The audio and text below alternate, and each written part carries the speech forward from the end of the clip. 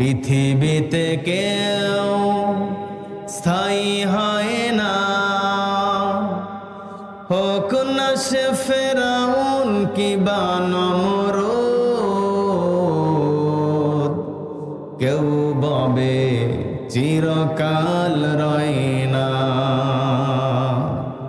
কেউ ববে চিরকাল রয় না। চলে যায় সব ছেড়ে যেতে হয়, মৃত্যু মানে না কোনো পরিচয়। সব রাজা মহারাজা আর মহাবীর, কাউকে সে অবকাশ দেয় না, কাউকে সে অবকাশ দেয় না। পৃথিবীতে কেউ স্থায়ী হয় না, হোক না সে ফেরাউন কিবা নমরুদ। কেউ ববে চিরকাল রয় না, কেউ ববে চিরকাল রয় না।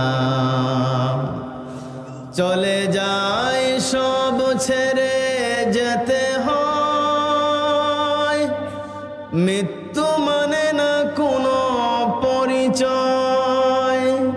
সব রাজা মহারাজা আর মহাবীর, কাউকে সে অবকাশ দেয় না, কাউকে সে অবকাশ দেয় না।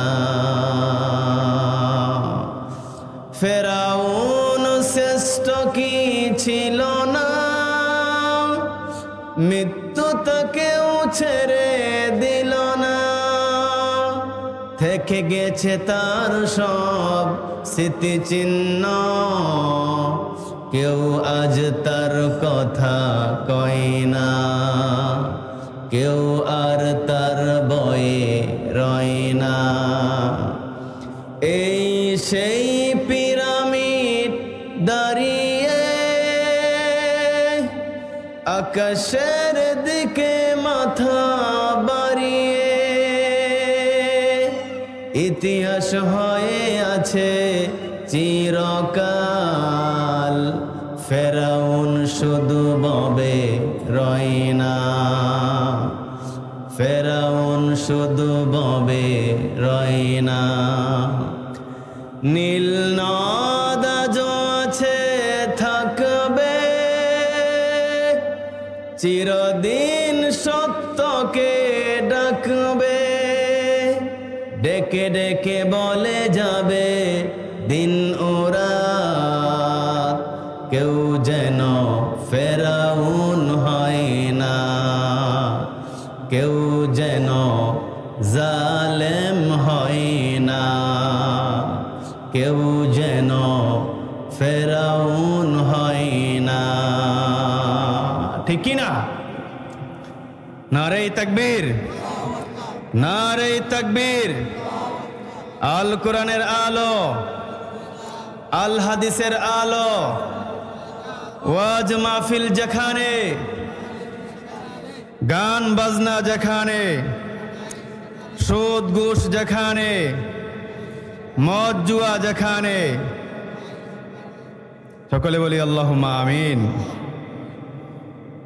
হরিবাগ দক্ষিণ পাড়া সৈয়দ বাড়ির কবরবাসীর মাগফিরাত কামনায় বার্ষিক ওয়াজ দুয়ার মাহফিল সভাপতিত্ব করবেন জনাব হাজী জয়নাল আবেদিন সাহেব, আতালাল্লাহু আমরাহু বারাকাল্লাহু ফি হায়াতি। সকলে বলি আল্লাহুম্মা আমিন। আজকের মাহফিলের প্রধান বক্তা, প্রধান মেহমান, প্রধান আকর্ষণ বিশিষ্ট ইসলামী চিন্তাবিদ, সুমধুর কণ্ঠস্বর মাওলানা মুফতি আব্দুল মতিন মিরাজি সাহেব। অত্যন্ত সুন্দর কোরআন এবং হাদিসের আলোচনা করেন। তিনি চলে এসেছেন। আপনাদের সামনে সময় মতো এসে হাজির হবে। আপনারা ধৈর্য সহকারে আলোচনা শুনবেন। আপনাদেরকে এবং আজকের মাহফিলের প্রধান বক্তা আব্দুল মতিন মিরাজি সাহেবকে কবুল করুক, সকলে বলি আল্লাহুম্মা আমিন। আমার পূর্বে অত্যন্ত সুন্দর চমৎকার আলোচনা করেছেন বিশিষ্ট ইসলামী চিন্তাবিদ মাওলানা আব্দুল ওহাব নুরি সাহেব। হুজুরের আলোচনাগুলো আমাদের সবাইকে আমল করার তৌফিক দান করুক, সকলে বলি আল্লাহুম্মা আমিন। আরও আলোচনা রেখেছেন হযরত মাওলানা হাফেজ জাহিদুল ইসলাম জিহাদি সাহেব, খতিব লরিবাগ দক্ষিণপাড়া জামে মসজিদ। আরও আলোচনা করেছেন হযরত মাওলানা ইব্রাহিম খলিল, সানি ইমাম, লরিবাগ দক্ষিণপাড়া জামে মসজিদ। বক্তা, শ্রোতা, এলাকাবাসী এবং পর্দার আড়ালে সম্মানিতা মা ও বোন যারা শুনতেছে এবং মাইকের আওয়াজ যতটুকু যাচ্ছে, যে যেখান থেকে শুনতেছে, সবাইকে আল্লাহ পাক কবুল করুক, সকলে বলি আল্লাহুম্মা আমিন। সম্মানিত উপস্থিতি, সম্মানিত মুসল্লিনে কেরাম, সামনে উপবিষ্ট আছেন আমার মুসলমান ভাইয়েরা, বাবারা, চাচারা এবং মঞ্চে উপবিষ্ট আছেন উলামায়ে কেরাম, মুরব্বিনে ইজম এবং পর্দার আড়ালে আম্মাজান হযরত খাদিজা রাদিয়াল্লাহু তাআলা উত্তরসূরি আমার মায়েরা, আমার চাচিরা এবং পর্দার আড়ালে আম্মাজান হযরত আয়েশা রাদিয়াল্লাহু তাআলা উত্তরসূরি আমার বোনেরা, যে যেখান থেকে শুনতেছেন, সকলকে আল্লাহ পাক দ্বীনের জন্য কবুল করুক, ইসলামের জন্য কবুল করুক, সকলে বলি আল্লাহুম্মা আমিন। কোরআনের এই মাহফিল, কোরআনের এই আলোচনা শুনতে যারা আসবে এবং যারা আলোচনা করছে, আল্লাহ পাক বলে ইল্লা মান তাবা ওয়া আমানা ওয়া আমিলা সলিহা ফাউলাইকা ইউবাদদিলুল্লাহু সাইয়্যাতিহিম হাসানা, তাদের জীবনের সমস্ত গুনাহখাতাগুলো আমি মাফ করে দেই। সুবহানাল্লাহ। এবং এখানেই শেষ নয়, ইউবাদদিলুল্লাহু সাইয়্যাতিহিম হাসানা, আল্লাহ পাক বলে যেই পরিমাণ গুনাহ ছিল, গুনাহগুলো তো মাফ করে দেই এবং গুনাহগুলো সম পরিমাণ সওয়াব দিয়ে আমি তাদেরকে ভরপুর করে দেই। সুবহানাল্লাহ বলি। এসো কোরআনের ছায়া তলে সমবেত হই, এসো আল্লাহ রাসূলের অনুগত হই, এসো কোরআনের ছায়া তলে সমবেত হই, এসো আল্লাহর গুণগান করি, এসো তারি পথে জীবন গড়ি, এসো আল্লাহর গুণগান করি, এসো তারি পথে জীবন গড়ি। আল্লাহর নাম নিলে তাতে যদি সুখ মিলে, আল্লাহর নাম নিলে তাতে যদি সুখ মিলে, কেন সেই নাম থেকে দূরে সরে রও, কেন সেই নাম থেকে দূরে সরে রও।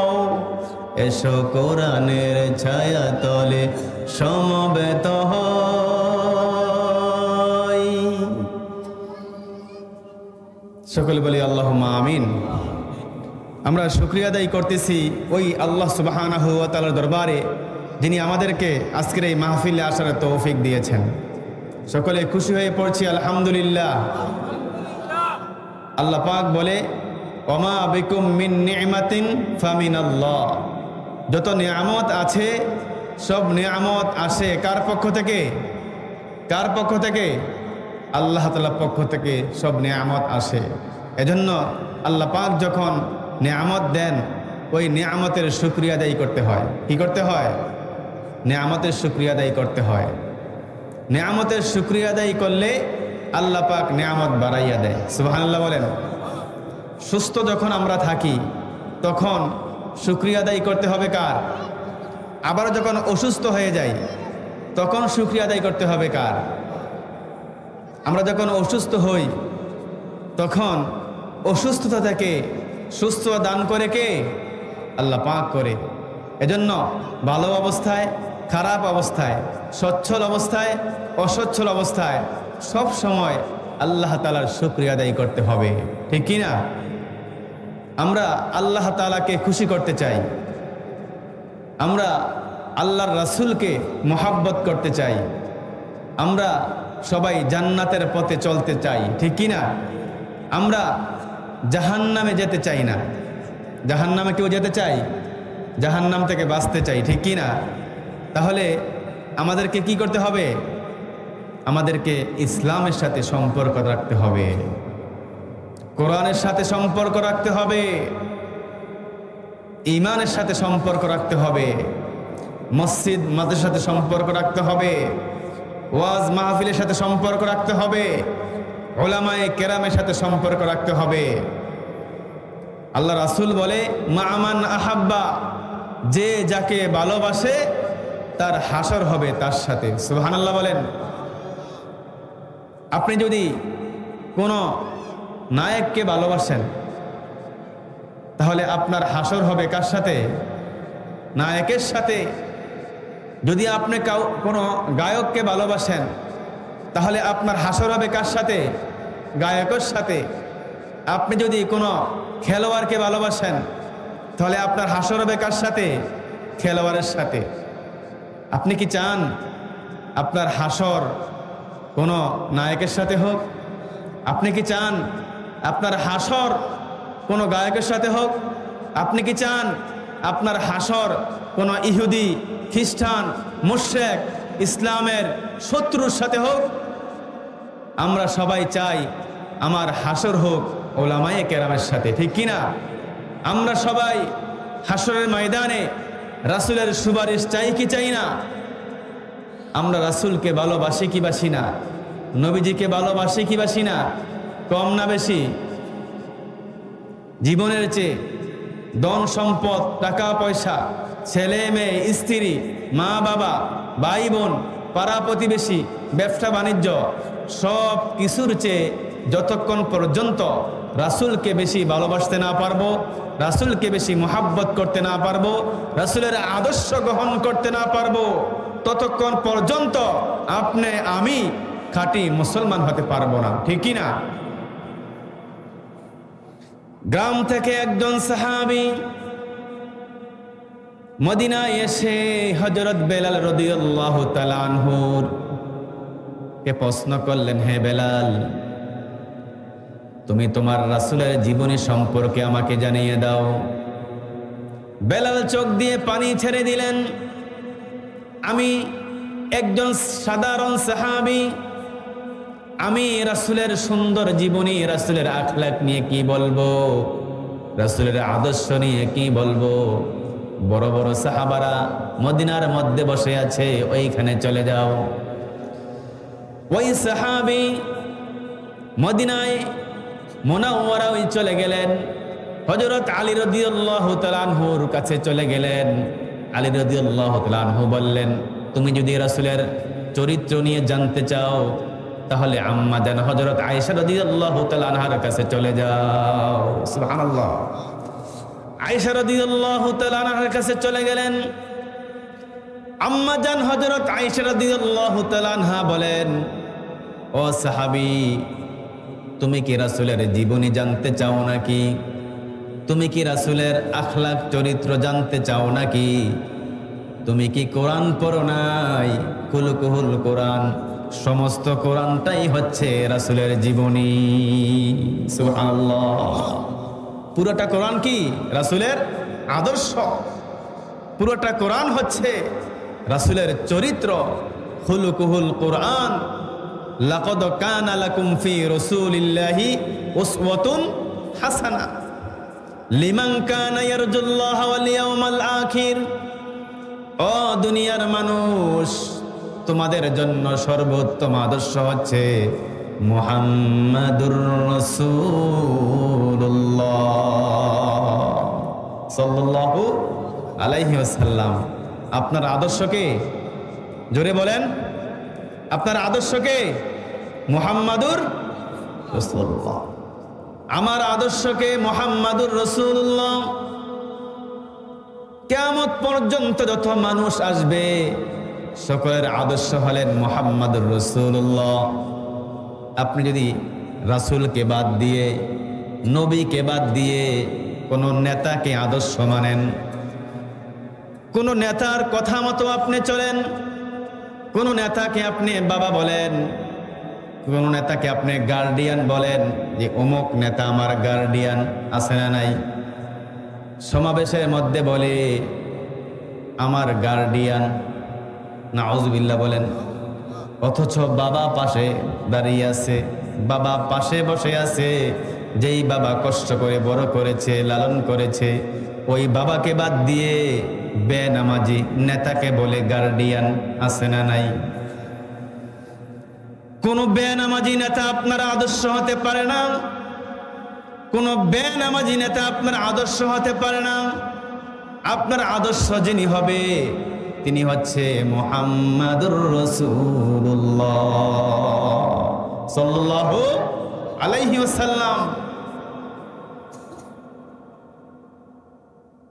আপনি যদি নবীকে বাদ দিয়ে কোন নেতাকে ভালোবাসেন, নবীর আদর্শ বাদ দিয়ে যদি কোন নেতার আদর্শ গ্রহণ করেন, ইসলাম বাদ দিয়ে যদি কোন দলকে বেশি ভালোবাসেন, তাহলে আল্লাহ পাক আপনাকে মৃত্যুর আগে অপমানিত করবেন, লাঞ্ছিত করবেন, জোতার বাড়ি খাওয়াইয়া দেশ থেকে পলায়ন করতে বাধ্য করবেন। মৃত্যুর আগে আপনাকে লাঞ্ছিত, বঞ্চিত, অপমানিত করবেন মানুষের সামনে। কারণ আপনি ইসলামকে বাদ দিয়ে, রাসূলকে বাদ দিয়ে অন্য কোন তাগুতকে, কোন কুফুরিকে, কোন বেনামাজিকে ভালোবেসেছেন, আদর্শ মেনেছেন। এজন্য আজকের এই মাহফিল থেকে সিদ্ধান্ত নিতে হবে, আজকের এই মাহফিল থেকে প্রতিজ্ঞা নিতে হবে, আমার আদর্শ কোন বেনামাজি নেতা হতে পারে না। আমার আদর্শ হবে, আমার চরিত্র হবে, আমার আখলাক গ্রহণ করতে হবে, আমার ভালোবাসার পাত্র হবে বিশ্বনবী মুহাম্মাদুর রাসূলুল্লাহ সাল্লাল্লাহু আলাইহি ওয়াসাল্লাম, যার সুপারিশ ছাড়া কেউ জান্নাতে যেতে পারবে না। সে পুরুষ হোক, সেই মহিলা হোক, রাসূলের সুপারিশ ছাড়া কেউ জান্নাত যেতে পারবে না।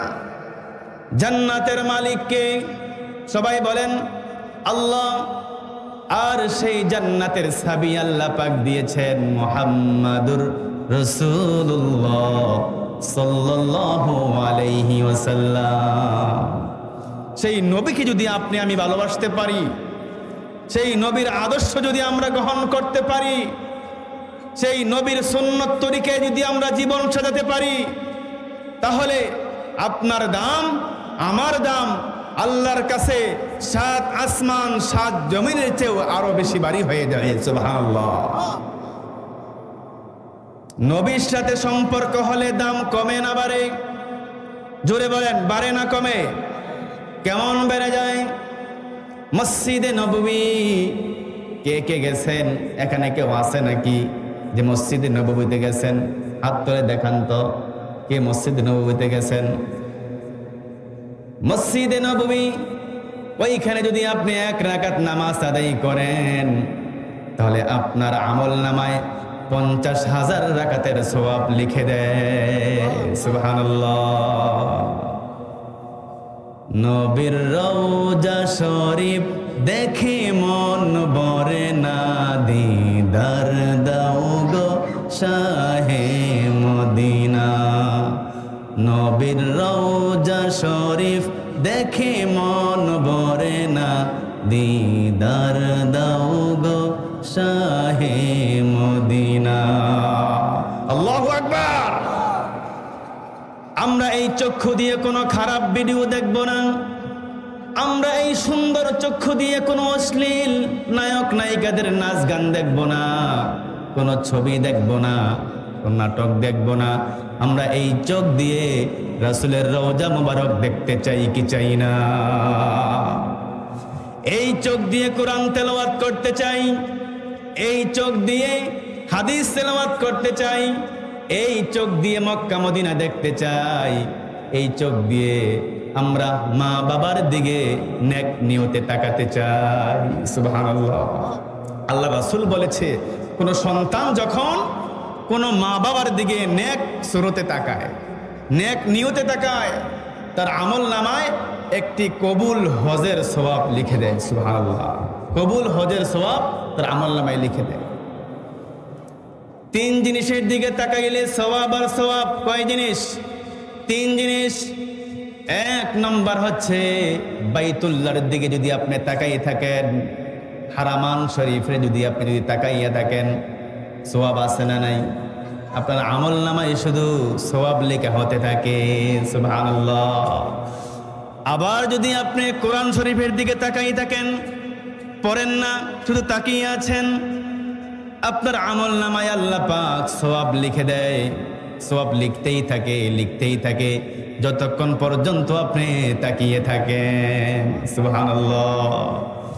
আবার যদি আপনি আপনার মা বাবার দিকে নেক নিয়তে তাকান, তাহলে আপনার আমল নামায় আল্লাহ পাক সওয়াব লিখতে থাকে যতক্ষণ পর্যন্ত আপনি তাকিয়ে থাকেন। সুবহানাল্লাহ বলেন। বলতেছিলাম, নবীর সাথে সম্পর্ক হলে জিনিসের দাম কম না বাড়ে? কমে না বাড়ে? নবীর সাথে সম্পর্ক মসজিদে নববী, এজন্য ওই মসজিদ গিয়ে 1 রাকাত নামাজ আদায় করলে তার আমল নামায় 50,000 রাকাতের সওয়াব আল্লাহ পাক দিয়ে দেয়। সুবহানাল্লাহ। কোরআনের সাথে সম্পর্ক করলে ওই জিনিসের দাম বাড়ে না কমে? সবাই জোরে বলেন, বাড়ে না কমে? এই কোরআনটা সবার ঘরে আছে না নাই? এই কোরআনটা আল্লাহ পাক কেন দিয়েছেন, কেন পাঠিয়েছেন? এই কোরআনটা হচ্ছে প্রেসক্রিপশন। এই কোরআনটা কি? প্রেসক্রিপশন। এই কোরআনটা হচ্ছে মুসলমানের সংবিধান। সুবহানাল্লাহ। মানব রচিত আইন দিয়ে মানুষ কোনোদিন শান্তি পেতে পারে না, দুর্নীতি মুক্ত হতে পারে না, সন্ত্রাস মুক্ত হতে পারে না, যতক্ষণ পর্যন্ত আল্লাহর আইন দিয়ে, আল্লাহর কোরআন দিয়ে এই সমাজের মধ্যে, এই রাষ্ট্রের মধ্যে কোরআনের আইন কায়েম না হবে, ততক্ষণ পর্যন্ত যেই সরকারে আসুক না কেন, যতই পরিবর্তন হোক না কেন, যতক্ষণ পর্যন্ত কোরআন সংসদের ভিতরে কোরআনের আইন ফাঁস না হবে, ততক্ষণ পর্যন্ত এই দেশের মধ্যে শান্তি আসতে পারে না, পারে না, পারে না। দৈন্তান নকান না। মানব রচিত আইন দিয়ে মানুষ কখনো শান্তি পেতে পারে না, অসম্ভব। কোরআনের সাথে আমাদের সম্পর্ক করতে হবে, কোরআনকে ভালোবাসতে হবে, কোরআন পড়তে হবে, কোরআন বুঝতে হবে, কোরআন মানতে হবে, এই কোরআনকে জানতে হবে, এই কোরআন নিয়ে কবরে যাইতে হবে। আমরা সবাই এই কোরআনটাকে নিয়ে কবরে যেতে চাই কি চাই না? আপনি যখন মারা যাবেন, আপনার সাথে আপনার বাড়ি যাবে না, আপনার জায়গা সম্পত্তি যাবে না, আপনার টাকা পয়সা যাবে না, কিছুই যাবে না। সাথে যাবে কি? সাথে কি যাবে? ইচ্ছা করলে কিন্তু আপনি কোরআনটা সাথে নিয়ে যেতে পারবেন। বলবেন, হুজুর কিভাবে কোরআনটাকে নিয়ে যাব?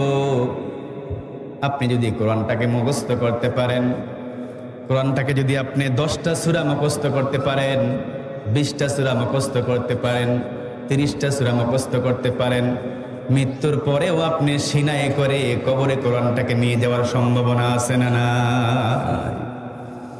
যেই সিনার মধ্যে কোরআন থাকবে, যেই মুখের মধ্যে কোরআন থাকবে, যেই শরীরের মধ্যে কোরআন থাকবে, জাহান্নামের আগুন কখনো ওই শরীরকে স্পর্শ করতে পারবে না, পারবে না। ইচ্ছা করলে আপনি দাড়ি রেখে দিতে পারেন, নবীর সুন্নত।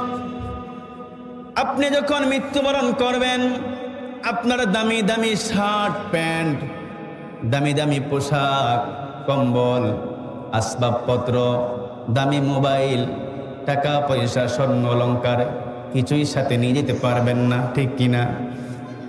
নিতে পারবেন? কিন্তু যদি আপনি ইচ্ছা করেন আমি নবীর সুন্নতটা আমার সাথে করে নিয়ে যাব, নিয়ে যাওয়ার সম্ভাবনা আছে না নাই? দাড়ি যদি আপনি রাখতে পারেন আর এই দাড়ি নিয়ে যদি আপনি কবরে যাইতে পারেন, তাহলে কবরের ফেরেশতারা আপনাকে সংবর্ধনা জানাবে। সুবহানাল্লাহ।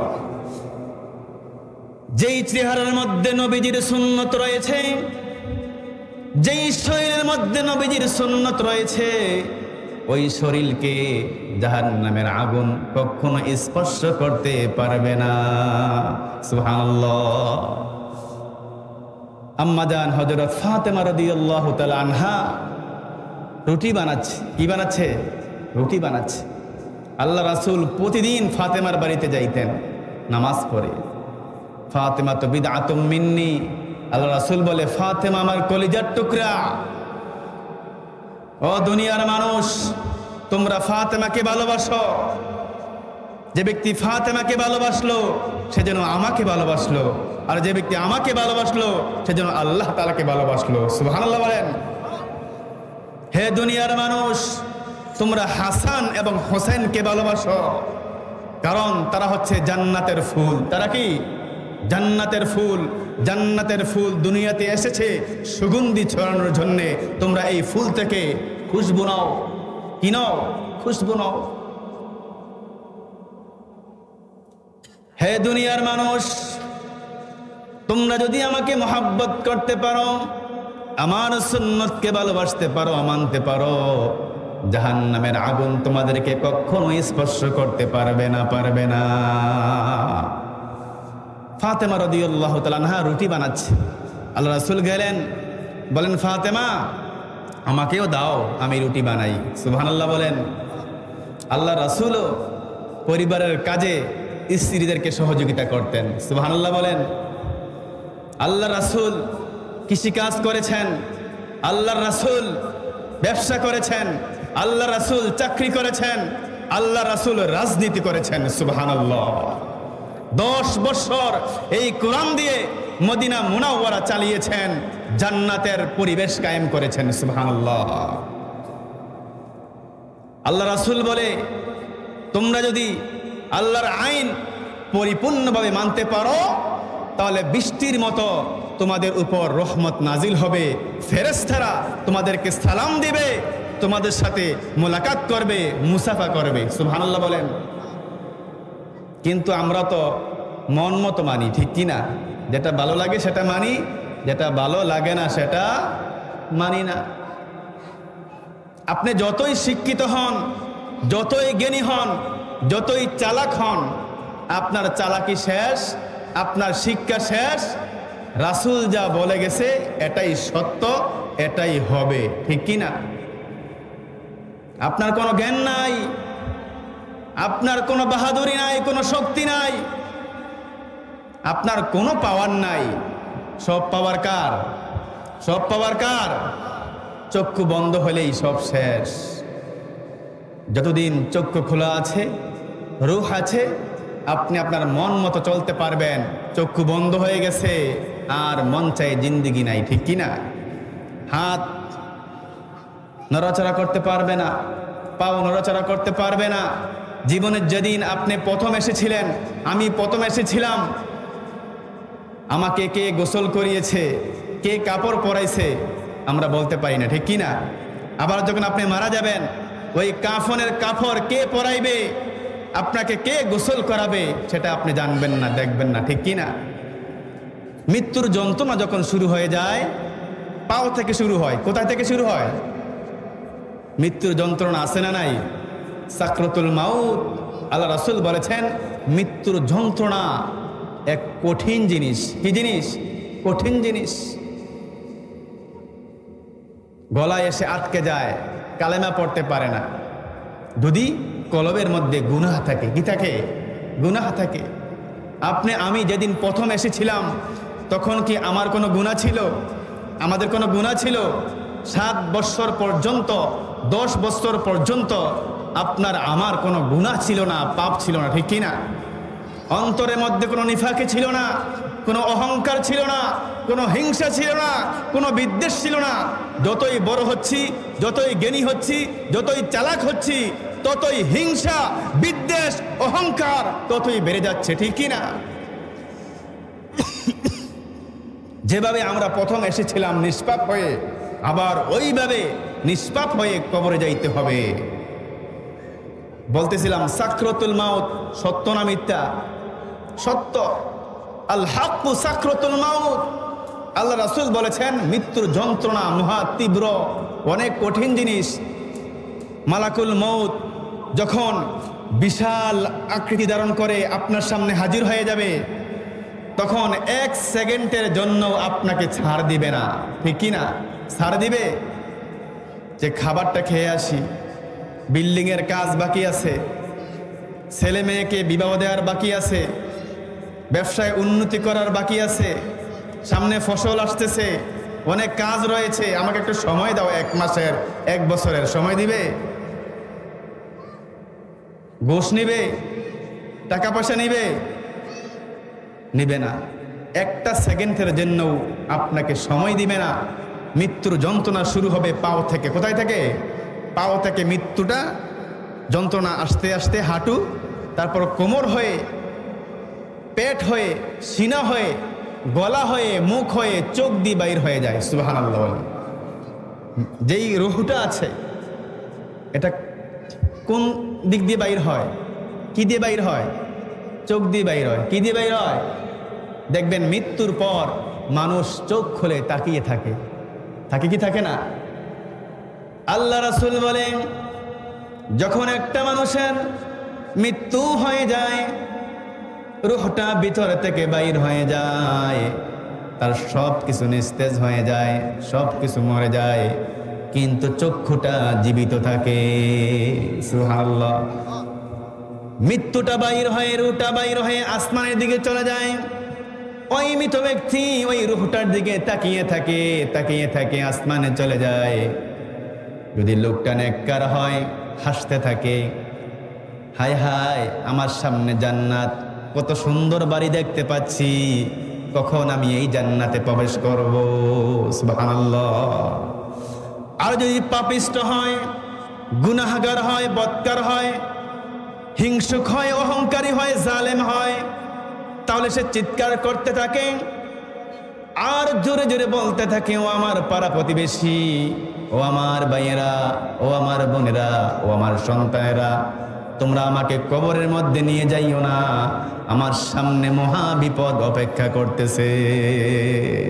নাউজুবিল্লাহ। ওই মৃত্যু থেকে বাঁচার কি কোনো লাইন আছে? আছে। যদি থাকতো ফেরাউন আজ পর্যন্ত বেঁচে থাকতো, ঠিক কি না? মৃত্যুর থেকে বাঁচার কোনো জিনিস নাই। পৃথিবীর সমস্ত মানুষ দ্বিমত প্রকাশ করে, যে কোনো জিনিস নিয়ে ইখতিলাফ রয়েছে, মতনৈক্য রয়েছে। এক ঘরের সন্তান, এক ভাই বিএনপি আর এক ভাই আওয়ামী লীগ, আছে না নাই? এক ঘরের সন্তান, এক ভাই আওয়ামী লীগ আর এক ভাই জামাত শিবির, আছে না নাই? একই মায়ের সন্তান, একই পাতিলের ভাত খায়, কিন্তু দুইজনের চিন্তা ভাবনা কয় রকম? 2 রকম। প্রত্যেকটা জিনিস নিয়ে ইখতিলাফ রয়েছে, মতনৈক্য রয়েছে, কিন্তু একটা জিনিস নিয়ে মতনৈক্য নাই, সেটা হচ্ছে মরতে হবেই, মরতে হবেই। মরতেই হবে যখন, ইমানি মরণ দিও আমাকে। মরতেই হবে যখন, শহীদি মরণ দিও আমাকে। ঠিক কি না? মরতে তো হবেই। সুতরাং আমার মৃত্যুটা যেন ইমানি মৃত্যু হয়, শহীদি মৃত্যু হয়, ইসলামের জন্য যেন মৃত্যু হয়, ইসলামের জন্য যেন আমরা জিহাদ করে সবাই মরতে পারি। সবাই তৈরি আছি না? মৃত্যু এসে দুনিয়ার নাটক শেষ হয়ে যাবে, দুনিয়ার জীবন শেষ হয়ে যাবে, শুরু হয়ে যাবে আলমে বরজাক। কি শুরু হবে? আলমে বরজাক শুরু হয়ে যাবে, কবরের জগৎ শুরু হয়ে যাবে। এজন্য মৃত্যু আসার আগেই গুনাহ থেকে তওবা করতে হবে। মৃত্যু আসার আগেই পাপ কাজ থেকে ফিরে আসতে হবে। মৃত্যু আসার আগেই আমাদেরকে গুনাহ ছেড়ে দিতে হবে। খাঁটি মুসলমান হয়ে আমাদের সবাইকে কবরে যাইতে হবে। আপনি যাই করেন না কেন, যাই করেন না কেন, 5 ওয়াক্ত নামাজ আদায় করে আপনাকে কবরে যাইতে হবে। না হয় আপনার কবরটা জাহান্নামের গর্ত হয়ে যাবে। আপনি যাই করেন না কেন, কোরআন শিখে কোরআন তেলাওয়াত করে আপনাকে কবরে যাইতে হবে। কোরআন ছাড়া যদি আপনি কবরে যান, নামাজ ছাড়া যদি আপনি কবরে যান, তাহলে আপনার কবরটা কখনোই জান্নাতের বাগান হবে না। আপনার কবরটা হবে হুফরাতুম মিন হুফারিন নার, জাহান্নামের একটা অগ্নিশিখা।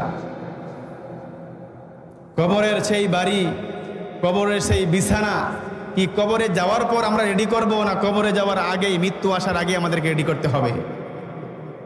মৃত্যু আসার আগেই আপনার কবরটা কেমন হবে একটু চক্ষু বন্ধ করে ভালো করে ফিলসফি করেন, একটু চিন্তা করেন।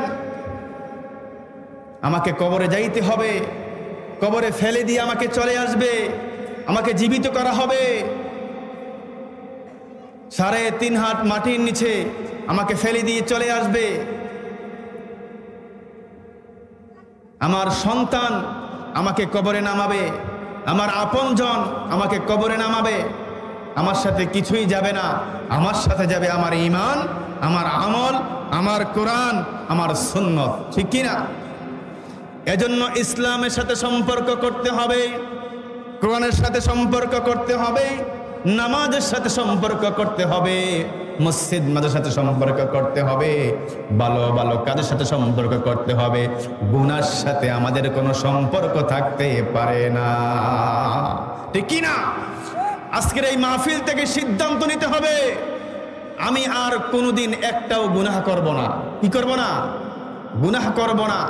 আল্লাহর কাছে দোয়া করতে হবে, হে আল্লাহ, আমাকে গুনাহ মুক্ত জীবন দাও, আমাকে হেদায়েতের জীবন দাও, আমাকে সম্মানের জীবন দাও। আল্লাহর কাছে হেদায়েত চাইতে হবে। কি করতে হবে? চাইতে হবে।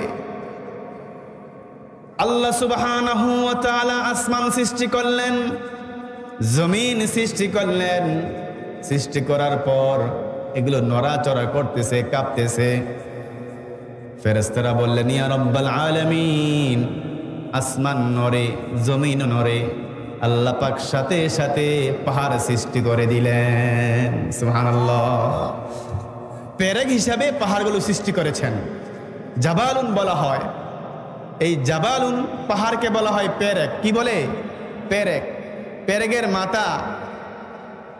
মাথাটা কাঠের উপরে থাকে না ভিতরে থাকে? কাঠের উপরে থাকে, আর পুরোটা বডি কাঠের ভিতরে থাকে। যেই পাহাড় দেখতেছি আমরা উঁচু উঁচু, এগুলো হচ্ছে পেরেকের মাথা, আর পুরা বডি, পুরা শরীর হচ্ছে মাটির নিচে। যখনই আল্লাহ পাক পেরেক হিসাবে পাহাড়গুলো সৃষ্টি করে দিলেন, সাথে সাথে জমিন স্তব্ধ হয়ে গেল, নড়াচড়া করা বন্ধ করে দিল। ফেরেশতারা অবাক হয়ে গেলেন, ও আল্লাহ, এত বিশাল বিশাল বড় বড় পাহাড়। আমাদের বাংলাদেশে রাঙ্গামাটিতে বা হিমছড়িতে বা সিলেটে আমরা যখন যাই, তখন দেখি বড় বড় পাহাড়। ঠিক কিনা? এগুলো মাটির পাহাড়। কিন্তু আপনি সৌদি আরবে যান, ওখানে মাটির পাহাড় না, পাথরের পাহাড়। কিসের পাহাড়? পাথরের পাহাড়। বিশাল বিশাল 3 কিলোমিটার, 4 কিলোমিটার, 5 কিলোমিটার বড় বড় পাহাড়। উহুদ পাহাড় 3 কিলোমিটার। সুবহানাল্লাহ বললেন না? কে বানিয়েছে? আল্লাহ পাক বানিয়েছে। ফেরেশতারা অবাক হয়ে গেলেন, এত বিশাল বড় বড় লম্বা লম্বা পাহাড় আপনি কেন সৃষ্টি করলেন? আল্লাহ পাক বলে, ও ফেরেশতারা, এই পাহাড় দিকে তোমরা অবাক হয়ে গেছো। পাহাড় থেকে আরো বড় সৃষ্টি আমার কাছে রয়েছে। ফেরেশতারা বললেন, পাহাড় থেকে আরো বড় পাহাড়কে ধ্বংস করে দে, ওই সৃষ্টির নাম কি? আল্লাহ পাক বললেন, আমি লোহা সৃষ্টি করে দিয়েছি। সুবহানাল্লাহ। এই লোহা দিয়ে পাহাড় কেটে ফেলে। ঠিক কিনা? দেই কোদাল, শাবল, কাশি, যা কিছু দেখেন এগুলো কিসের তৈরি? লোহার তৈরি। এই লোহা দিয়ে মাটি কাটা যায়, ঠিক কি না? আল্লাহ পাক বললেন, লোহা আমি সৃষ্টি করে দিলাম, এই লোহা দিয়ে পাহাড় কেটে ফেলা হবে। সুবহানাল্লাহ বলেন। ফেরেশতারা বললেন, লোহা সৃষ্টি করেছেন, লোহা থেকে আরো শক্তিশালী কিছু আছে নাকি? তখন আল্লাহ পাক আগুন সৃষ্টি করে দিলেন, আগুন দিয়ে লোহাকে একেবারেই নরম করে ফেলা হয়। সুবহানাল্লাহ। আগুন দিয়ে লোহাকে কি করা হয়? একেবারেই নরম করে ফেলা হয়। ফেরেশতারা অবাক হয়ে গেলেন, আগুন এত শক্ত শক্ত লোহাকে নরম করে ফেলে, একেবারেই নরম করে ফেলে, এই আগুন থেকে শক্তিশালী কিছু আছে নাকি? আল্লাহ পাক সাথে সাথে পানি সৃষ্টি করে দিলেন। সুবহানাল্লাহ। পানি দিয়ে আগুনকে কি করা হয়? নিভিয়ে দেওয়া হয়। ফেরেশতারা বললেন, ইয়া রাব্বাল আলামিন, এই পানি আপনি সৃষ্টি করে দিয়েছেন, এই পানি থেকে শক্তিশালী কোন সৃষ্টি আছে নাকি আপনার কাছে? আল্লাহ পাক বলেন, ও ফেরেশতারা, আমার কোন বান্দা যখন গুনাহ করে, কোন অপরাধ করে ফেলে, রাতের গভীরে ঘুম থেকে ওঠে, দুনিয়ার সমস্ত কিছু যখন নিস্তব্ধ হয়ে যায়, রাত যখন গভীর হয়ে যায়, ঠান্ডা পানি দিয়ে ওযু করে তাহাজ্জুদের নামাজ পড়ে যখন আমার কাছে দু চোখের পানিগুলো ছেড়ে দেয়, তখন ওই দুই চোখের পানি জাহান্নামের আগুনকে নিভিয়ে দেয়। সুবহানাল্লাহ। মুসলমানের চৌকের পানির পাওয়ার এত বেশি, 2 ফোঁটা চৌকের পানি জাহান্নামের এই নিস্তেজ, জাহান্নামের তেজি আগুনকে নিভিয়ে দিতে সক্ষম হয়ে যায়। সুবহানাল্লাহ। এজন্য এই চৌকের পানি ছাড়তে হবে কার জন্যে? আল্লাহর জন্য ছাড়তে হবে। চৌকের পানি তো পাথর হয়ে গেছে, মানুষের অন্তর এত বেশি শক্ত হয়েছে যে আল্লাহর জন্য মনটা একটু নরম হয় না, মৃত্যুর জন্য একটু ভয় পায় না, কবরের একটু চিন্তা ভাবনা করে না। নামাজ ছাড়া একজন মুসলমান, কানে আজানের শব্দ যায়, আল্লাহ পাক ডাকতেছে, বান্দা আসো নামাজের দিকে, কল্যাণের দিকে। আল্লাহ রাসূল বলে, মুয়াজ্জিন সাহেব তো আজান দেয় না, মুয়াজ্জিন সাহেব তো মুসলমানকে নামাজের জন্য ডাকে না, স্বয়ং আল্লাহ তাআলা বান্দাকে ডাকে, আসো বান্দা, তুমি গুনাহ করেছো, আসো আমাকে রুকু করো, আমাকে সিজদা দাও, আমি তোমার জীবনের সমস্ত গুনাহ খাতাগুলো মাফ করে দিব। বাইনার রাজুলি ওয়া বাইনাশ শিরকি ওয়াল কুফরি তারকুস সালাম। আল্লাহ রাসূল মুসলিমের বর্ণনায় বলেছেন, একজন মুসলমান আর একজন কাফেরের পার্থক্য হচ্ছে নামাজ। একজন মুসলমান আর একজন মুশরিক, কাফের, ইহুদি, খ্রিস্টান, বৌদ্ধ, নাসারা, হিন্দু, তার মধ্যে একমাত্র পার্থক্যকারী কি? নামাজ। তারও 2টা চোখ আছে, নাক আছে, মাথা আছে, হাত আছে, পা আছে, সবকিছু আছে, সেও খায়, ঘুমায়, আপনিও ঘুমান। আপনি যে মুসলমান, তার একমাত্র প্রতীক হচ্ছে নামাজ। পার্থক্য কি? নামাজ। আসসালাতু ইমাদুদ্দিন, ওমান আকামা ফাকাদ আকামাদ্দিন, ওমান হাদামা ফাকাদ হাদামাদ্দিন। আল্লাহ রাসূল তিরমিজির বর্ণনায় বলেছেন, নামাজ হচ্ছে দ্বীনের খুঁটি। সুবহানাল্লাহ বলেন। নামাজ হচ্ছে ইসলামের খুঁটি, নামাজ হচ্ছে ঈমানের খুঁটি। মান আকামাহা, যে ব্যক্তি নামাজ পড়লো সে যেন তার দ্বীনকে ঠিক রাখলো। সুবহানাল্লাহ। আর যে ব্যক্তি আযান শোনার পর নামাজ পড়লো না, সে যেন তার ঈমানকে নষ্ট করে ফেললো, ভেঙে ফেললো, ইসলামকে ধ্বংস করে দিল। আপনি তো বলবেন, আমি মুসলমানের সন্তান, আমি মুসলমান। যদি আপনি নামাজ না পড়েন, তাহলে আপনি আপনার ঈমানটাকে কি করে ফেললেন? নষ্ট করে ফেললেন, ফাসাদ করে ফেললেন, ধ্বংস করে ফেললেন। আপনার কেমন ঈমান? আযান শোনার পরেও এই ঈমান আপনাকে ঘর থেকে মসজিদে নিয়ে যাইতে পারে না। এই ঈমান দিয়ে আপনি কবরের মধ্যে কিভাবে মোকাবেলা করবেন? এই ঈমান দিয়ে আপনি কিভাবে ফুলসিরাত পার হবেন? এই ঈমান দিয়ে আপনি কিভাবে জাহান্নাম থেকে মুক্তি পাবেন?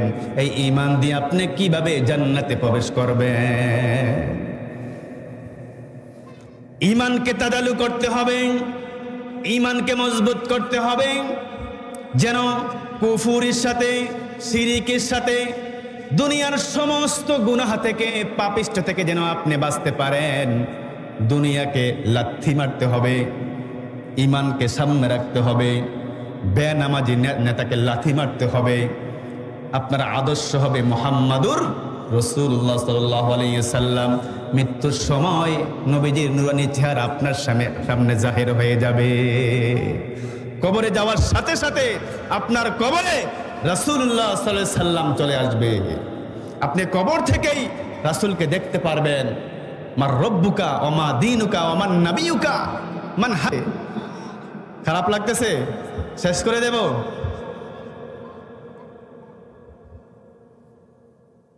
অনেকের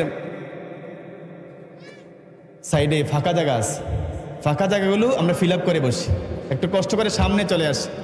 একটু শীতকাল, আপনি বসে জায়গাটাকে গরম করে ফেলছেন, ছাড়তে মনে চাচ্ছে না, তারপরে চলে আসেন ফাঁকা জায়গায়, শয়তান এসে বসে যায়, ধোকা দেয়। আরে ওয়াজ মাহফিল হচ্ছে, হুজুরা তো কত কথাই কয়, যাও বাড়িতে গিয়ে মোবাইল টিপো, বন্ধু বান্ধব নিয়ে কি করো, একটু গান বাজনা করো।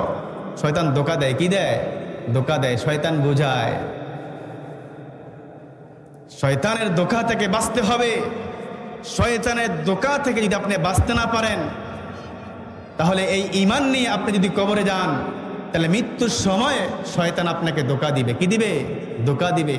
শয়তান মৃত্যুর সময় আপনার মুখ দিয়ে কালেমা পড়তে দেবে না, গলা চিপে ধরে শয়তান। গলা কি করে? চিপে ধরে। দুই হাত দিয়ে, দুই পায়ে দিয়ে, কুরবানির সময় গরুকে আমরা যেমন চাপ দেই, শয়তান মৃত্যুর সময় মুসলমানের গলা চিপে ধরে, যেন গলা দিয়ে কালেমা বাহির হতে না পারে। নাউজুবিল্লাহ।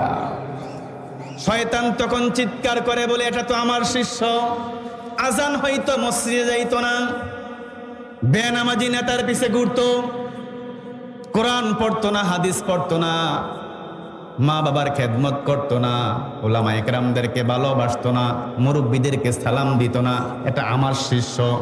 গান বাজনা করত, অশ্লীল খারাপ ভিডিও দেখতো।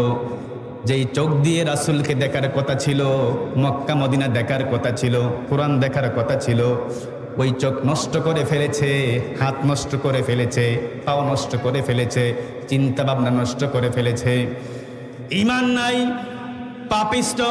এটা আমার শিষ্য জীবনের এমন একটা গুনাহ করেছে যেটা বাবা জানে না, মা জানে না, সন্তান জানে না, বন্ধু জানে না, কেউ জানে না। ওই গুনাহটাকে সামনে এনে হাজির করে দেয়, তখন সে সাথে সাথে বেঈমান হয়ে ইন্তেকাল করে। নাউজুবিল্লাহ বলেন। মৃত্যুর পরে দেখবেন কিছু কিছু মানুষের চেহারা একেবারেই খারাপ হয়ে যায়, কালো হয়ে যায়। আর ঈমানদারের মৃত্যুর পর ঈমানদারের চেহারা নূরে নূরান্বিত হয়ে যায়। সুবহানাল্লাহ। নেককারের মৃত্যু আর বদকারের মৃত্যু, মৃত্যু কিন্তু দুই রকম। কয় রকম? আমরা কি নেককারের মৃত্যু চাই না বদকারের মৃত্যু চাই? তাহলে আমলকে ঠিক করতে হবে, ঈমানকে ঠিক করতে হবে,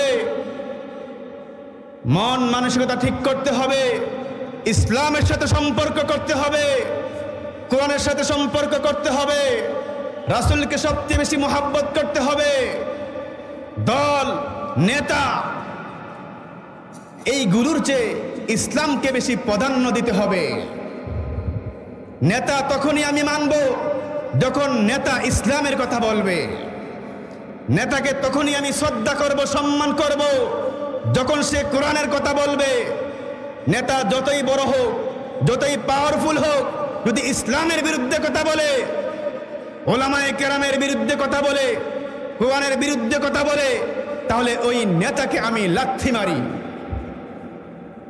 এই নেতাকে এবং আমাকে নেতা সহ কর্মী সহ জাহান্নামে শিকল দিয়ে বেঁধে নিক্ষেপ করা হবে। সূরা ইয়াসিন। নেতা সহ কর্মী সহ তাদের কোথায় নিক্ষেপ করবে? জাহান্নামে নিক্ষেপ করা হবে। সুতরাং দল করতে হবে রাসূলের দল, রাজনীতি করতে হবে রাসূলের রাজনীতি, কোরআনের রাজনীতি। রাজনীতি করাও কিন্তু ফরজ। কি ফরজ? ইসলামী রাজনীতি আপনাকে করতে হবে। আল্লাহর আইন এই জমিনে কায়েম করার জন্য আপনাকে রাজনীতি করতে হবে। ইসলাম কায়েম ছাড়া, কোরআন কায়েম ছাড়া আপনি দিন প্রতিষ্ঠা করতে পারবেন না। যখনই সংসদ থেকে আইন পাস হবে, নামাজের সময় যদি কেউ মসজিদে না গিয়ে রাস্তায় ঘোরাফেরা করে বাড়িতে বসে থাকে, তাহলে তাকে ধরে জেলখানায় নিয়ে যাও, তার জন্য শাস্তির ব্যবস্থা করো। তখন মানুষ কি বাসায় বসে থাকবে, রাস্তায় বসে থাকবে না, মসজিদে যাবে। যদি কোনো চোর চুরি করে, কোরআনের আইন হচ্ছে তার হাত কেটে দাও। যদি একটা চোরের হাত কাটা হয়, ওই হাত কাটা চোর যখন চৌমুনি যাবে বলবে চোরে আসছে, চোরা আইছে, কি সঙ্গুশাল গেছে, চোরা আইছে। এই একজন চোরকে দেখে শত শত চোর ভালো হয়ে যাবে, ঠিক কি না? একজন জিনাখুরকে যদি তাকে শাস্তি দেওয়া হয়, তাকে বাইতুল মুকাররমের সামনে নিয়ে নরিবাগ উচ্চ বিদ্যালয়ের মাঠে নিয়ে যদি পাথর নিক্ষেপ করে মারা হয়, এই একজন জিনাকারীকে দেখে নরিবাগের সমস্ত জিনাকুর ভালো হয়ে যাবে। এটা হচ্ছে কোরআনের আইন। কোরআনের আইন যখন এই রাষ্ট্রের মধ্যে কায়েম হবে, 1 টাকাও দুর্নীতি হবে না।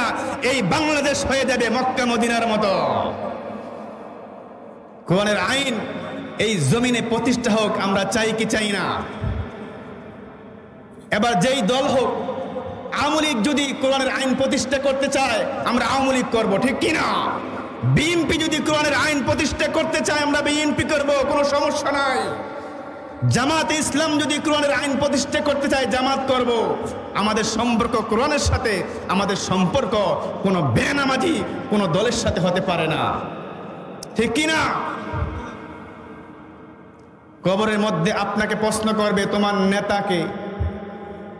কবরের মধ্যে যেই 3টা প্রশ্ন করবে, 3টাই রাজনৈতিক প্রশ্ন। রব্বুকা, তুমি তোমার রবকে, তোমার মালিককে। ওমা দীনুকা, তুমি কোন দল করছো। ওমান নাবিয়ুকা, তোমার নেতাকে। সুবহানাল্লাহ বলেন। মৃত্যুর আগেই আপনাকে সিদ্ধান্ত নিতে হবে। আপনার সিদ্ধান্ত পরিবর্তন করতে হবে যদি আপনি ভুল পথে হেঁটে থাকেন। মৃত্যুর পর আর সংশোধন হওয়ার কি নাই, সুযোগ নাই। আপনি বাজারে গেছেন বাজার করার জন্যে, যখনই আপনি সদাই কিনেছেন, গোস্ত কিনেছেন, মাছ কিনেছেন, পকেটে হাত দিয়েছেন, মানি ব্যাগ নাই, কি নাই, মানি ব্যাগ আনতে বলে গেছেন। বাজার কি আপনাকে দিবে না? আবার বাসায় এসে মানি ব্যাগ নেওয়ার সুযোগ আছে না নাই? সুযোগ আছে না নাই? আচ্ছা, আপনি যাবেন ঢাকা, শাসনগাছা গিয়েছেন, আপনি বলে চট্টগ্রামের বাসে উঠে গেছেন, ঢাকার বাসে উঠতে পারেন নাই, এশিয়া লাইন তিশার মধ্যে উঠতে পারেন নাই, রয়্যাল কোচের মধ্যে উঠতে পারেন নাই, মিয়ামির মধ্যে উঠতে পারেন নাই। উঠে গেছেন কোন বাসে? চট্টগ্রামের বাসে। বাস যখন নূরজাহান পেরিয়ে লাকসাম চলে গেল, তখন বুঝতে পারলেন এটা ভুল বাস, আমি ভুল বাসে উঠেছি, আমি তো ঢাকা যাব। উঠে ফেলেছি চট্টগ্রামের বাসে। আবার নেমে কুমিল্লা আসার সুযোগ আছে না নাই? আছে না নাই? কিন্তু যখন আমি মৃত্যুবরণ করব, কবরের মধ্যে চলে যাব, যদি আপনার নেতা মুহাম্মাদুর রাসূলুল্লাহ সাল্লাল্লাহু আলাইহি সাল্লাম না হয়, আপনার রব যদি আল্লাহ তাআলা না হয়, আপনার দিন যদি ইসলাম না হয়, তাহলে কবর থেকে এসে সংশোধন করার সুযোগ কি আছে নাকি? নাই, আসার কোনো সুযোগ নাই। এজন্য প্রাণপ্রিয় লরিবাগবাসী, আপনাদের সন্তান হয়ে বলছি, আপনাদের হাত ধরে বলছি, পায়ে ধরে বলছি, এই দুনিয়ার জীবন আসল জীবন নয়। জীবন শুরু হবে মৃত্যুর পর, কবর থেকে। সুবহানাল্লাহ বলেন। জীবন শুরু হবে কখন থেকে? কবর থেকে। মাত্র জীবন শুরু। আপনার কবরটা কেমন হবে আপনাকে চিন্তা ভাবনা করতে হবে। আপনার আমল নামা ডান হাতে দিবে নাকি বাম হাতে দিবে, এটা এখনই আপনাকে সিদ্ধান্ত নিতে হবে। কাল হাসরের ময়দানে রাসূলকে দেখে আপনি চিনতে পারবেন কি পারবেন না, এখনই সিদ্ধান্ত নিতে হবে। রাসূলের সাথে আপনার সম্পর্ক কেমন, রাসূল কি আপনাকে দেখে চিনতে পারবে কিনা, এখনই আপনাকে সিদ্ধান্ত নিতে হবে। মৃত্যুর পর আর সিদ্ধান্ত পরিবর্তন করার কি নাই, সুযোগ নাই। বলতেছিলাম এক ওয়াক্ত নামাজ ছেড়ে দিলে কতটুকু ক্ষতি। عن نوفل بن معاوية رضي الله تعالى عنه قال قال رسول الله صلى الله عليه وسلم من فاتته الصلاة فكأنما وتر أهله وماله। ভালো করে একটু খেয়াল করেন হাদিসটার দিকে। আল্লাহ রাসূল বলে, যে ব্যক্তি এক ওয়াক্ত নামাজ ছেড়ে দিল, কয় ওয়াক্ত? 5 ওয়াক্ত না, 1 সপ্তাহ না, 1 মাস না, 1 বছর না, সারাদিনের মধ্যে কয় ওয়াক্ত নামাজ? 5 ওয়াক্ত নামাজ। 5 ওয়াক্ত নামাজের মধ্যে যে ব্যক্তি, যেই বান্দা, যেই উম্মত 1 ওয়াক্ত নামাজ ইচ্ছাকৃতভাবে হোক অনিচ্ছাকৃতভাবে হোক কাজা হয়ে গেছে, ছেড়ে দিছে, আল্লাহ রাসূল বলে, ও দুনিয়ার মানুষ, ও আমার উম্মতেরা, তোমরা জানো নি তার কতটুকু ক্ষতি হয়েছে।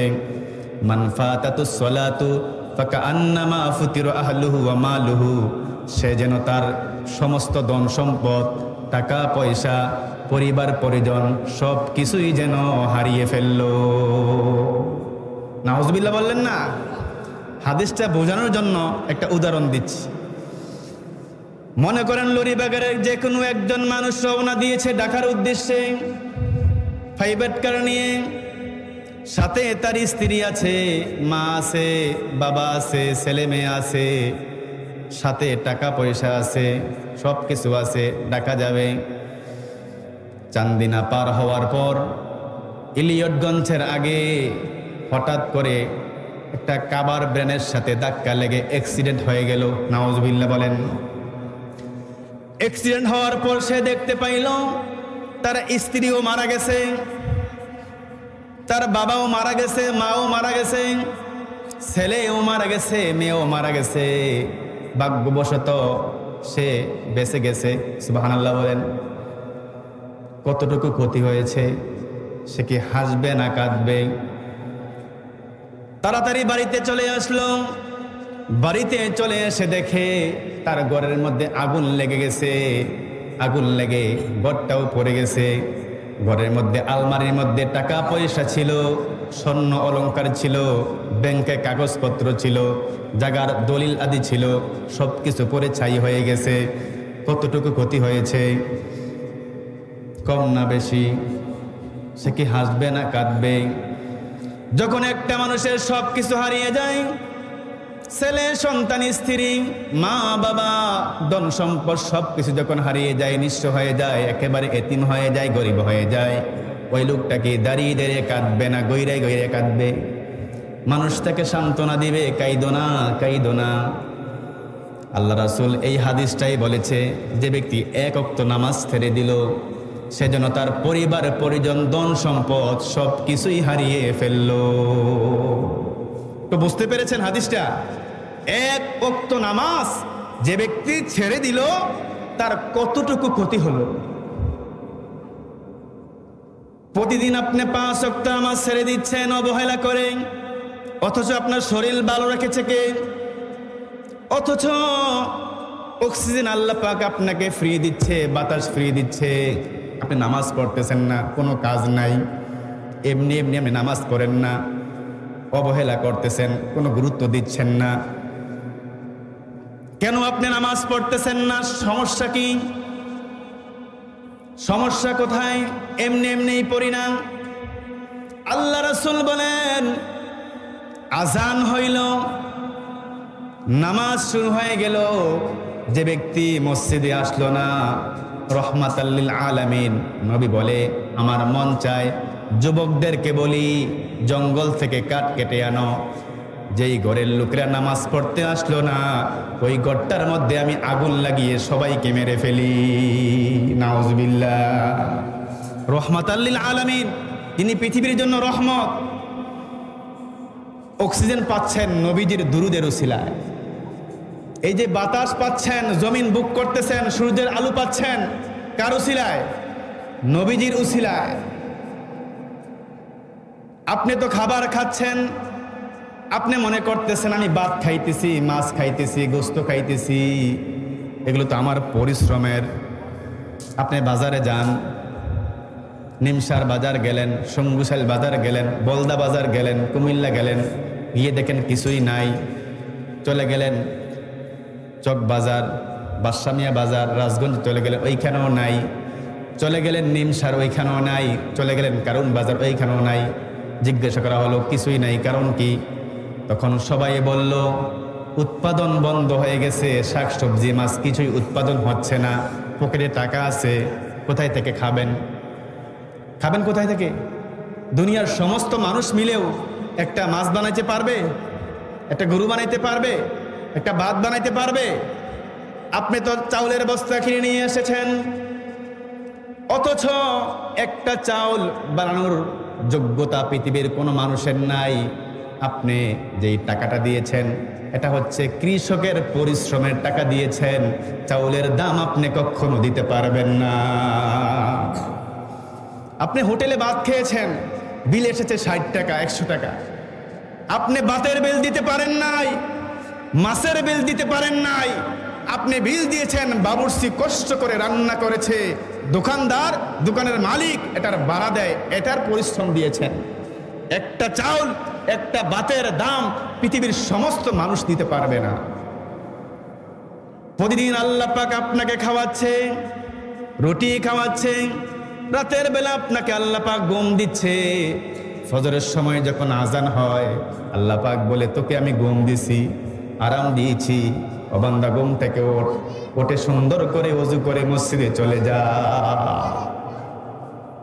আল্লাহ পাক ডাকতেছে আসসালাতু খায়রুম মিনান নাওম, ঘুম থেকে নামাজ উত্তম। আপনার কি হলো? আপনার সমস্যাকে আপনি মসজিদে যান না, অথচ আপনি মুসলমানের সন্তান, আপনাকেও মরতে হবে।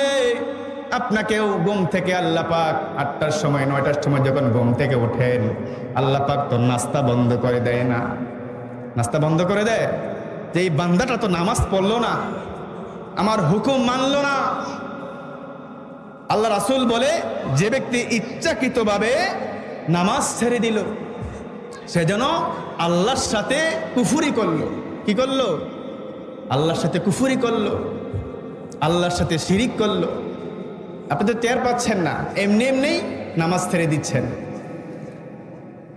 ও পান প্রিয় লরিবাগবাসী, আমার বাবারা, আমার চাচারা, আমার ভাইয়েরা, আমার বাতিজারা, প্রাণ খুলে বলে দিয়ে যায়, আজকের এই মাহফিল থেকে সিদ্ধান্ত নিতে হবে, আজকের এই মাহফিল থেকে প্রতিজ্ঞা নিতে হবে, জীবনে আর কোনোদিন এক ওয়াক্ত নামাজ ছেড়ে দিব না।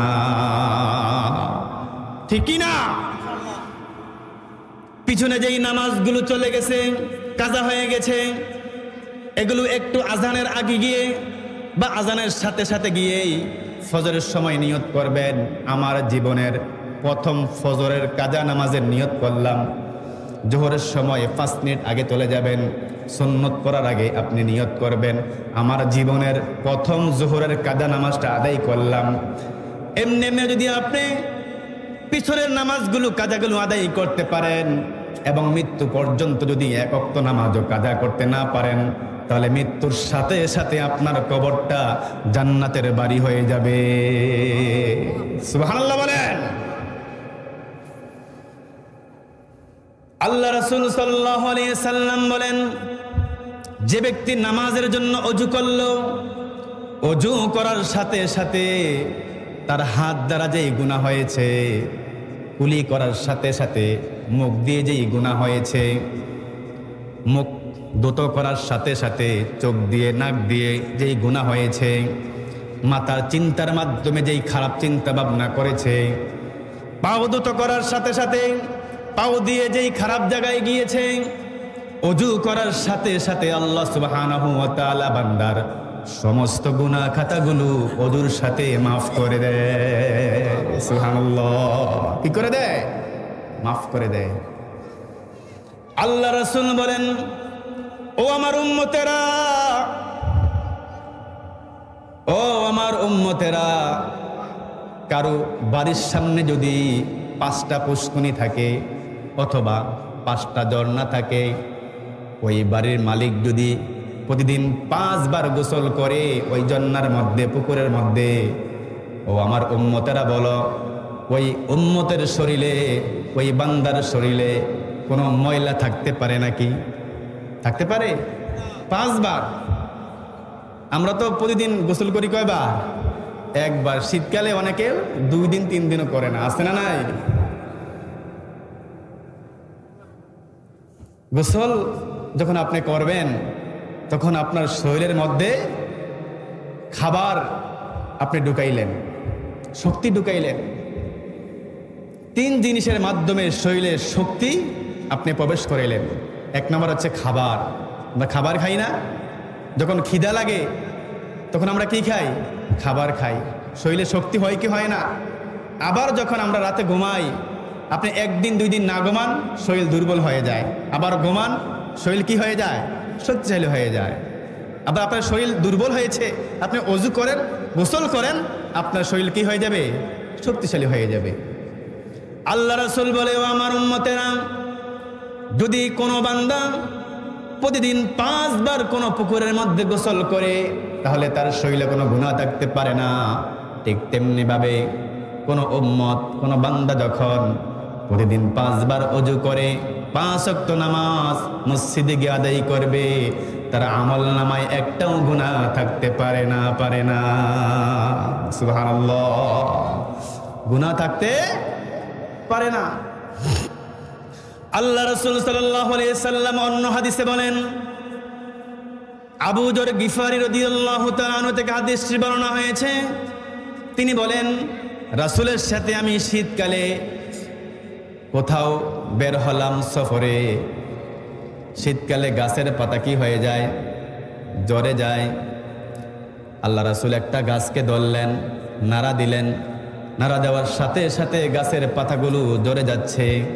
আল্লাহ রাসূল মুস্কি এসে দিয়ে বললেন, ও আবু যর গিফারি, আমার উম্মত যখন নামাজ পড়বে আল্লাহ পাক তার আমলনামা থেকে এই গাছের পাতার মতো গুনাহগুলো ছাড়িয়ে দেয়।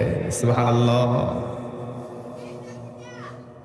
নামাজ আপনাকে অবশ্যই পড়তেই হবে, পড়তেই হবে।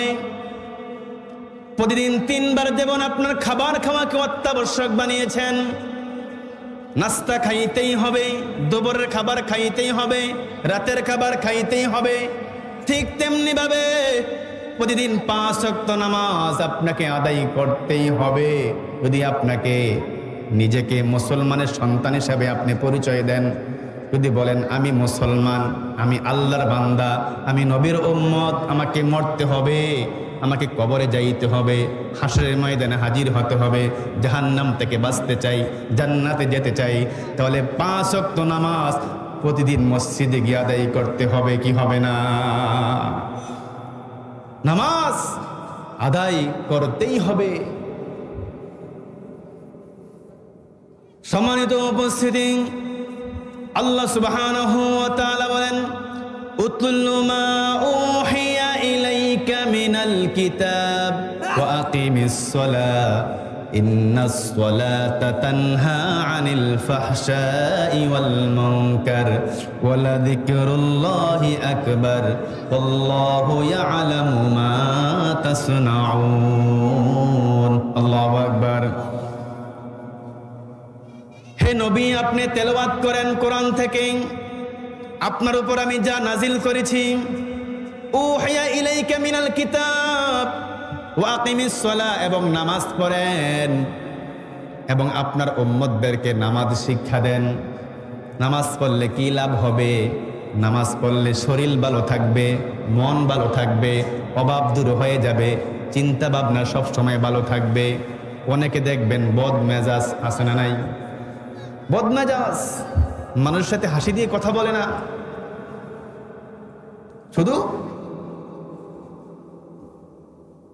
তার ভাষাগুলো কঠিন হয়, মানুষকে গালিগালাজ করে, বিশেষ করে উলামায়ে কেরামদেরকে গালি দেয়। বদমেজাজ, এটার 1 নম্বর কারণ হচ্ছে সে নামাজ পড়ে না। কি পড়ে না? নামাজ পড়ে না। আপনি যখন ফজরের নামাজ পড়বেন, ফজরের নামাজ পড়ার পর আপনি যখন মসজিদ থেকে বাইর হবেন ওই সময় যে অক্সিজেন থাকে, বাতাস থাকে, সারাদিন আপনার শরীর ভালো থাকবে। সুবহানাল্লাহ বলেন। নামাজ হচ্ছে সমস্ত রোগের ওষুধ। নামাজ হচ্ছে সমস্ত সমস্যার সমাধান। নামাজ হচ্ছে আপনার রিজিকের মধ্যে বরকত এনে দেওয়ার ওষুধ। সাহাবায়ে কেরাম যখনই কোনো সমস্যায় পড়তেন আল্লাহ রাসূলের কাছে চলে যাইতেন, ইয়া রাসূলুল্লাহ আমার ঘরে খাবার নাই, রুটি নাই। আল্লাহ রাসূল বলে যাইয়া নামাজ পড়ো, নামাজ পড়ো। নামাজ পড়লেন, ঘরে গেলেন, খাবার নাই, আবার নামাজ পড়ো। নামাজ পড়লেন, ঘরে গেলেন, খাবার নাই। আল্লাহ রাসূল বলে আবার নামাজ পড়ো। 3 বার নামাজ পড়ে যখন ঘরে গেলেন আল্লাহ তাআলার পক্ষ থেকে রিজিকের মধ্যে বরকত চলে এসে গেছে। সুবহানাল্লাহ। যখনই কোনো বিপদে পড়তেন আল্লাহ রাসূল বলে তুমি নামাজে দাঁড়িয়ে যাও, রুকু করো, সেজদা করো। সেজদার মাধ্যমে তোমার কি দুঃখ, তোমার কি বেদনা, তোমার কি যন্ত্রণা, তোমার কি ডিপ্রেশন, তোমার কি সমস্যা, তোমার কি অভাব, দুনিয়ার কাউকে বলে কোনো লাভ নাই। তুমি আল্লাহ তাআলাকে বলো, আল্লাহর সাথে সম্পর্ক করো। কোনো নেতার সাথে সম্পর্ক করার দরকার নাই। নেতার খাই না, নেতার পড়ি না, নেতার আসমান নয়, নেতার জমিন নয়। এই জমিনের মালিক কে? আল্লাহ পাক রিজিকের মালিক, আল্লাহ পাক হায়াতের মালিক। কোন দেশকে ভয় পেয়ে লাভ নাই, কোন নেতাকে ভয় পেয়ে লাভ নাই। ভয় পাইতে হবে কাকে? আল্লাহ তাআলাকে। আল্লাহ তাআলাকে ভয় পাইতে হবে। আল্লাহ পাক সুবহানাহু ওয়া তাআলা বলেন যখন তোমরা নামাজ পড়বে, ইন্নাস সালাতা, নিশ্চয়ই নামাজ তোমাকে তানহা আনিল ফাহশাই ওয়াল মুনকার, সমস্ত প্রকার অশ্লীল অনাচার খারাপ কাজ থেকে তোমাকে নামাজ বাঁচিয়ে রাখবে। সুবহানাল্লাহ। নামাজ যে ব্যক্তি আদায় করবে সে কখনো গুনাহ করতে পারে না। নামাজ পড়ে কোনো মুসলমানকে গালি দিতে পারে না। নামাজ পড়ে কোনো মানুষকে হত্যা করতে পারে না। নামাজ পড়ে সুদ খাইতে পারে না। নামাজ পড়ে মানুষের হক নষ্ট করতে পারে না। ঠিক কি না? এটাই বলেছে ওয়ালা যিকরুল্লাহি আকবার। আল্লাহর জিকির হচ্ছে সবচেয়ে বড় জিকির। আল্লাহু ইয়ালামু মা তাসনাউন। আল্লাহ পাক যা জানে তোমরা তা জানো না, এবং তোমরা যা করো সব কিছু আল্লাহ পাক জানে এবং দেখে। সুবহানাল্লাহ বলেন।